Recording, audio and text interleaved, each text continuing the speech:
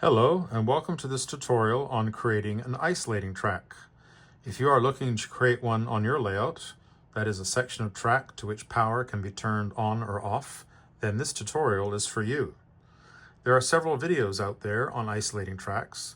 In this video, I will review how an isolating track works, and I will share with you how I went about it, which for me was a retrofit long after the track had been laid. The definition of an isolating track is a section of track which can be separated electrically from the adjoining track sections and to which power can be turned on or off. The most common use is to store motive power when not in use.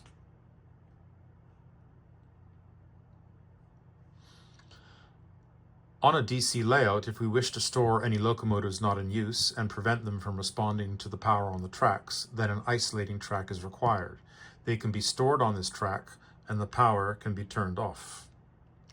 On a DCC layout, if we wish to store any locomotives not in use, an isolating track is not necessary as they will respond only to commands sent to their particular decoder. However, an isolating track can still be useful on occasion. We may have some engines sitting there with the sound going and we just want to kill it momentarily. We might have a passenger train sitting somewhere with the lighting on and we just want to turn the lights off without having to use a reed switch or something else. Another reason for wishing to install an isolating track would be to meet one of the requirements for the NMRA's electrical certificate. That is requirement 1E, which states that it requires facilities for the storing of at least 2 unused motive power units on sections of track that you can cut power to independent of the main. This is a requirement for anyone wishing to earn the electrical certificate. So let's now look at exactly how an isolating track works. To understand how to create an isolating track, we need to remember how the propulsion circuitry for our layout works. When we lay our track, we attach feeder wires to either rail and drop them down to bus wires, which run underneath the layout. These are connected to our power supply, which can be a DC power pack or a DCC system. When these are turned on, power flows through the bus wires and then up the feeder wires into the rails and then into the locomotive. The circuit includes power flowing from one bus wire up the feeder wires to one rail, then to one set of wheels on the locomotive and up to the motor, and then returning via the opposite set of wheels to the opposite rail, and then down the feeders to the opposite bus wire. Thus, we have electricity flowing along the bus wires, and we also have it flowing along the rails. To create an isolated section of track, we need to separate the rails for that section from adjoining sections of track. And to the isolating track, we also need to separate the wiring and include a means of turning the power on and off to that section. To create gaps in the rails, there are 2 methods. One is to install insulated rail joiners. These are made out of plastic and they're available from several manufacturers. These must be installed at the time you are laying your track. The second method is to cut gaps, either with a Dremel tool or with a razor saw, such as I did. This can be done after the track has been laid. So those gaps will prevent the flow of electricity along the rails, and we will still have electricity flowing into those rails because it's also traveling along the bus wires and up the feeder wires to those rails. So to prevent that, we need to cut the feeder wires to one rail, thus breaking the circuit. After cutting the feeder wires, we then will take each end of those feeder wires and we'll run them out to a switch, such as this miniature toggle. When the switch is in the off position, the circuit remains open and the isolating track is dead. When the switch is in the on position, the circuit is closed and the isolating track is now powered. So now let's take a look at how I created an isolating track on my layout several years after the track was laid. An isolating track needs to be located in a logical place on a layout, so you want to give some thought as to where you would typically store your motive power. If you have tracks already designated for motive power storage, they would then be an obvious choice. My layout has a shop track in the yard at Chetwynd, so that was an obvious location for me. In my case, I am cutting gaps in the rails long after the track has been glued down, so installing insulated rail joiners was not an option. There are 2 options for cutting gaps. The first is to use a rotary cutoff disc in a Dremel motor tool.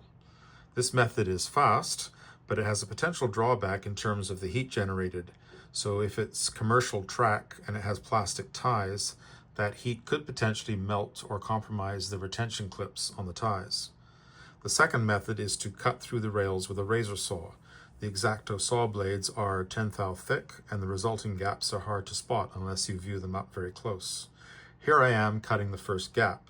Note that I have a cutting block on the rails next to the cut, and underneath that block are slots that the rails fit into.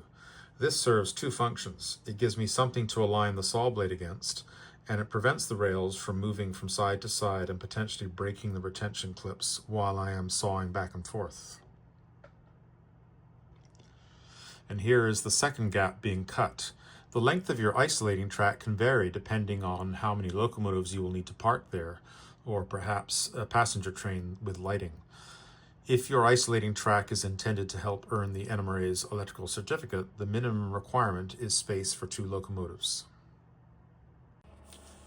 While I'm painting tracks in Chetwynd Yard, I have a little side project that I would like to accomplish.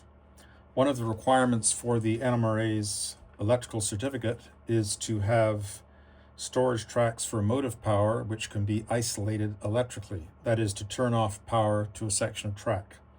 I did not do this when I laid my track for Chetwynd Yard. With digital command control, it's not really necessary, because if your locomotives are not addressed and having commands sent to them, nothing should be happening. However, it is a requirement, and I would like to put it in. So on the shop track in Chetwynd Yard, what I have done is cut gaps in the rails here and here. That section of track is long enough to accommodate 2 locomotives, which is a specification of the requirement. I cut those gaps using an X-Acto razor saw. The blade is 10 thou thick, so the gap between the rails is virtually invisible to the naked eye from back here. If you get up close, you can see it, but what it really looks like is 2 sections of rail butted up against each other, so that's fine. There are 2 feeder wires within the section of track that go down to the bus wire. So what we're going to do is we're going to cut one of the feeders in each pair going down to the bus wire, and splice in longer wires which will run out to the fascia and connect to this single pole, single throw switch. That will allow me to cut the power to this section of track from the fascia, and those locomotives will then be isolated electrically as per the requirement. So I've cut the gaps, and now we've got some wiring to do underneath to complete this little project.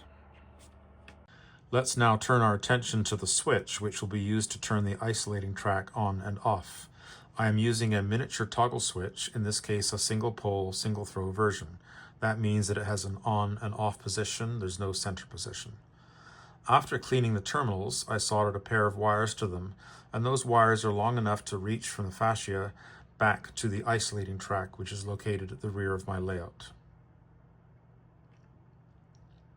This close-up view shows the lead wires now soldered to the toggle switch. Prior to installation, it's a good idea to test the switch with a multimeter. I've now connected the toggle switch to the leads, which will run back to the feeder wires for the isolating track. This is a single pole, single throw miniature toggle. That means that there is an off position and an on position. There's no center position. On the other side of the toggle, we can see that there is a pair of center tabs that are longer, and then there's a pair of short tabs on either side. If we orient the switch in one direction to be on, we want to solder the feeders to the opposite pair of tabs, and then I will know exactly which way to orient the toggle on the fascia. The soldering process involves cleaning these tabs, and that's done with a file to get them nice and shiny and clean. I then tin them with solder. I strip the insulation from the feeder wires and tin the bare wire with solder. I've actually laid the wire across both tabs in a pair just for redundancy, and then while that's happening I apply the soldering iron, and then that creates our solder joint between the two. Sometimes these sub-miniature toggles do not survive this process of soldering. There's too much heat goes inside and cooks the insides. So we want to test this to make sure it's working before I install it. So I've connected the feeder wires to my multimeter. Right now you can see that the circuit is open, which means the switch is in the off position. And if we take that switch and turn it on, we get a tone, and you can see that the circuit is now closed, which means the switch is in the on position. So I know that my switch is working. This switch will be mounted into this little panel that's going to go on the fascia here, and that'll just indicate what's on and what's off. So it'll just mount in there like that. So the next step is to get that mounted on the fascia. These feeder wires will then run back to underneath my isolating track, and we'll get them connected to the feeder wires. I am mounting my toggle switch in the fascia using a small custom Lamicoid panel. With the panel screwed onto the fascia, I drilled the hole for the toggle switch. These require a clearance hole of 1/2 inch diameter, so I start with a 1/8 inch drill bit and I work my way up to the larger sizes. This view shows the toggle switch installed on the fascia and the isolating track in the background, immediately to the left of the gray cutting block that's sitting on the track. The toggle switch was located intentionally in between two larger control panels so that it is not knocked and accidentally thrown. In practice, I do not anticipate using it much, as we've been storing motive power on this track during operating sessions with no issues. This photograph taken underneath the layout shows the leads from the toggle switch exiting the back of the fascia and passing through a cross member. Note that I have provided some strain relief for the wires. The wires were clamped to the other side of the cross member and then run back to the rear of the layout where the isolating track is. Here we see the toggle switch leads running along the rear stringer underneath the layout and connecting to the black feeder wires for the isolating track. The solder joints have been covered with heat shrink. I'm underneath the layout, and this is the hole in which the toggle switch for the isolation track is located. So those wires come out here. I've applied a little bit of strain relief there, and then they go through this supporting member, and then I'm running them along that member to the rear of the layout, and then along there to where the feeder wires for the section of isolating track is. So we'll take a look at that now. So here are the leads from the toggle switch out on the fascia coming in, and I've spliced those into the feeder wires for the section of isolated track. I dropped a wire down through the hole just to make sure I had the right pair of feeders, because there's quite a few in this location. So here's one splice and here's the other splice. So now that that wiring is complete, we'll go topside and test it. With those connections made, the isolating track can now be tested with a multimeter to verify that it is powered with the toggle switch in the on position and not powered when it is in the off position. So here I'm doing that with the multimeter. And the final test is with a pair of locomotives in place on the isolating track. After activating the lights and sound on the locomotives, the toggle switch is thrown to verify that the lights and sound are extinguished. I'll conclude with a pair of short videos that illustrates these tests. With those feeder wires now cut, there is no longer a supply of electricity to this rail when the switch is in the off position. And I can test that by checking the continuity across the gap. Here you can see that the circuit is open, and so I do not have any power to the isolating track. If we turn the toggle switch to the on position, and I recheck the continuity, you can see that we now have a closed circuit, which means there is power to the isolating track, so that I know that my switch is working.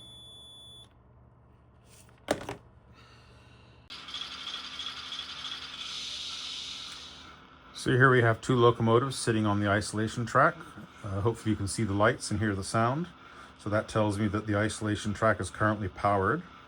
And the switch on the fascia is currently in the on position. If I switch it to the off position, you can see we lose the lights and we lose the sound. So now I know the isolation track is dead. If I return the switch to the on position, you'll see the lights come back on and the sound will spool back up. So that completes this project. So I've now met one of the criteria for the civil certificate, which is to provide a storage track for motive power to which the power supply can be cut. Here we see engine 632 receiving track power as indicated by the lighting. Behind are engines 812 and 804, which are sitting on the isolating track with the switch in the off position, so they are not receiving track power. I hope that you have enjoyed this tutorial on creating an isolating track and that it might assist you in understanding how they work and doing the same.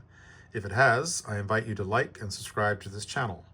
I hope to upload additional tutorials on metal railway topics in the future. Until then, thank you for watching and see you again soon.